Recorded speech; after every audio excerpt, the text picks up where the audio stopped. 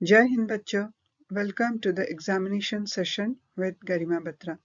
आज हम देखने जा रहे हैं आपके क्लास 11th के सेट बी के जो हाफ ईयरली एग्जाम के क्वेश्चन पेपर हैं उसका सॉल्यूशन।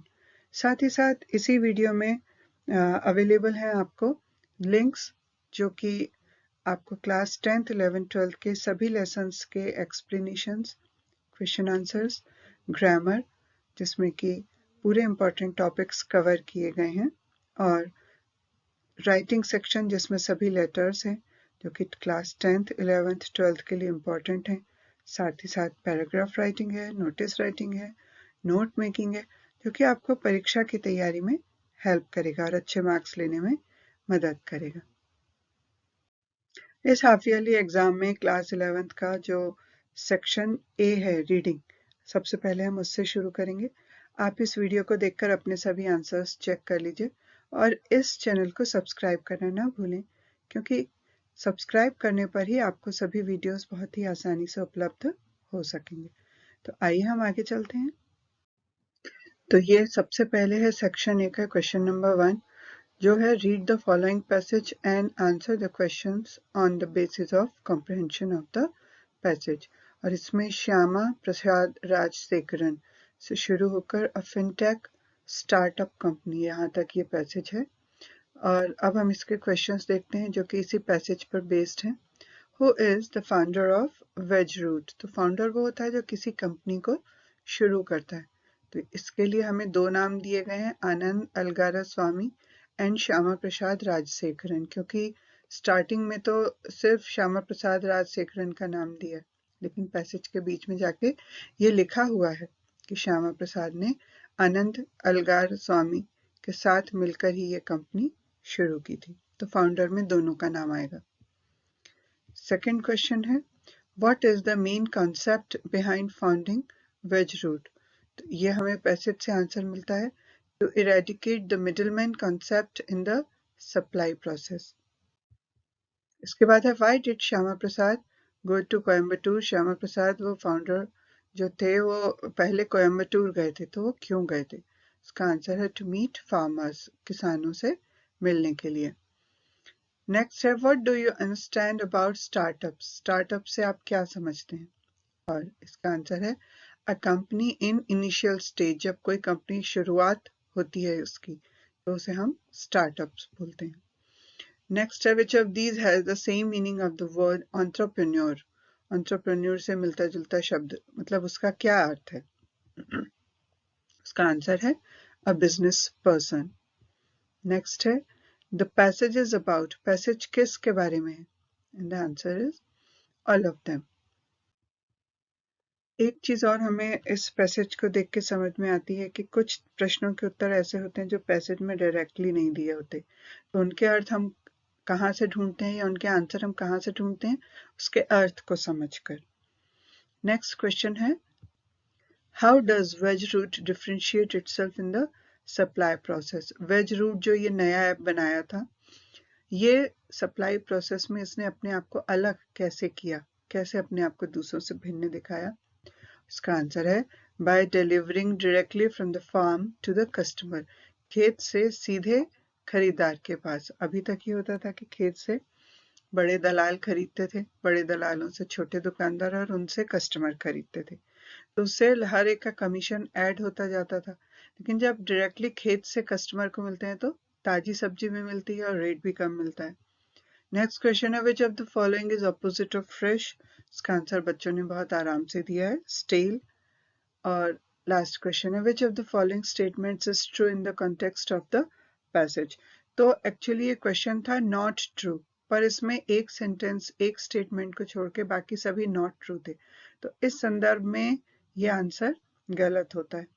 तो इसलिए इसका सही आंसर होगा जब ट्रू करके प्रश्न पूछेंगे जो ए ऑप्शन है। तो मेरे ख्याल से यदि बच्चे इसमें से कोई भी ऑप्शन ऑप्ट करते हैं तो हमें उसके लिए बच्चों को 1 नंबर देना चाहिए, क्योंकि मेरे अंदाज से ये क्वेश्चन मिसप्रिंट है।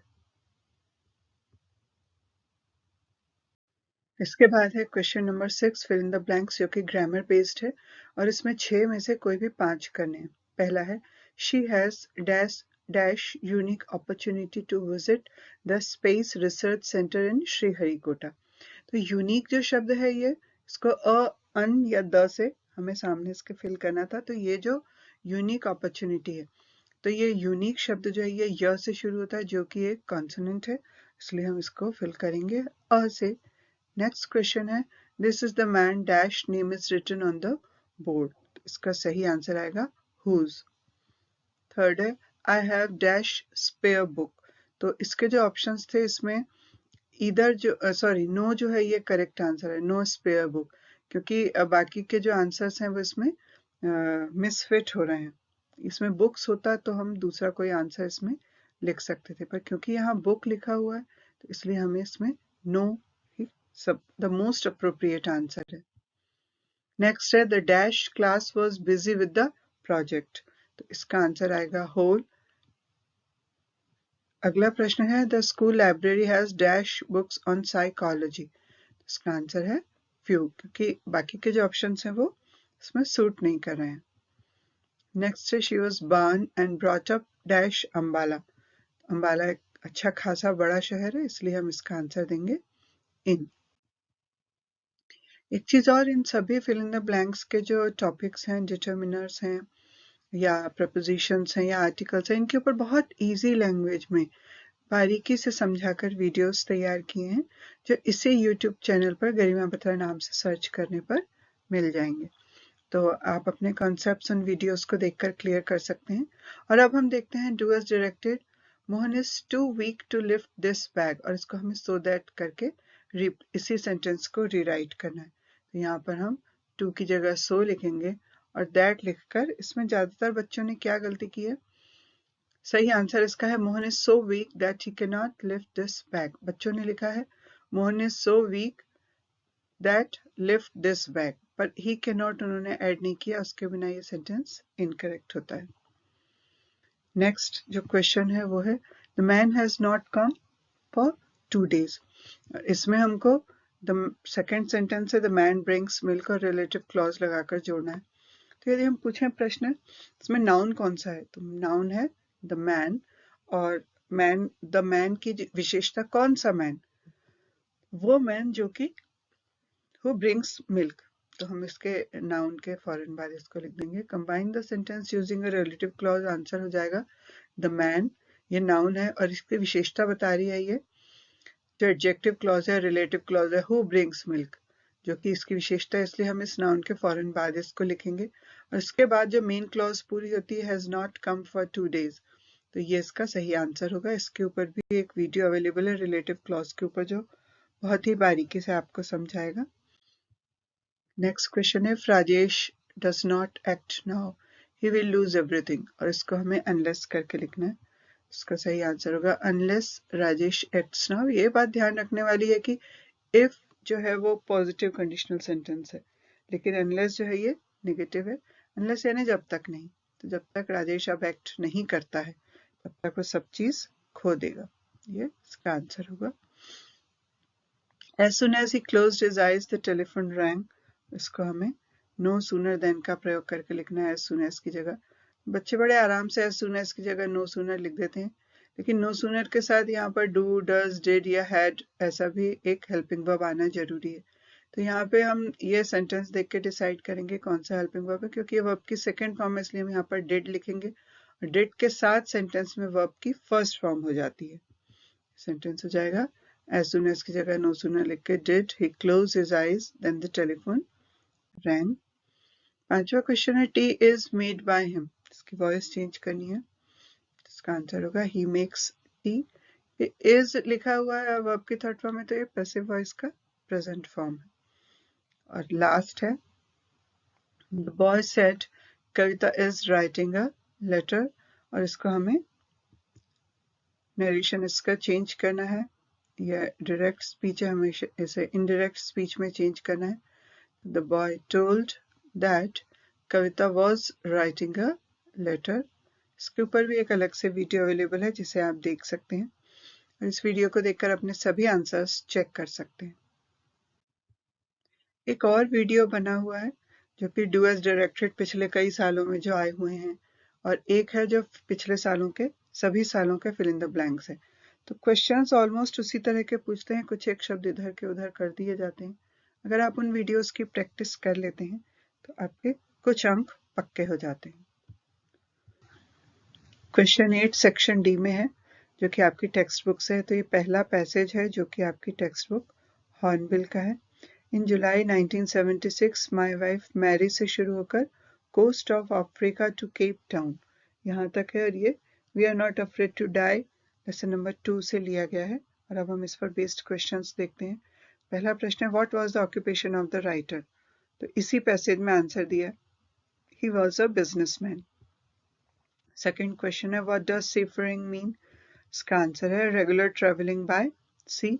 ये भी आपको उसी पैसेज को देखकर, पढ़कर, समझकर उत्तर देना होगा। थर्ड क्वेश्चन है, what was the name of their boat? इसका आंसर है वेव वॉकर। ये भी हमें पैसेज से पता चलेगा। और नेक्स्ट क्वेश्चन है, which of these is similar in meaning to leisure? Leisure से मिलता जुलता अर्थ उसका क्या है? इसका आंसर है फ्री टाइम। तो इस तरीके से इस पैसेज के आंसर आप चेक कर सकते हैं। और फिफ्थ है, give the verb form of the word explorer. मैंने कई बार बच्चों को बताया, जब भी ER जुड़ा होता है किसी वर्ड में, उसका नाउन फॉर्म बनाने के लिए आप उसमें से ER हटा दीजिए, ये वर्ड हो जाएगा एक्सप्लोर।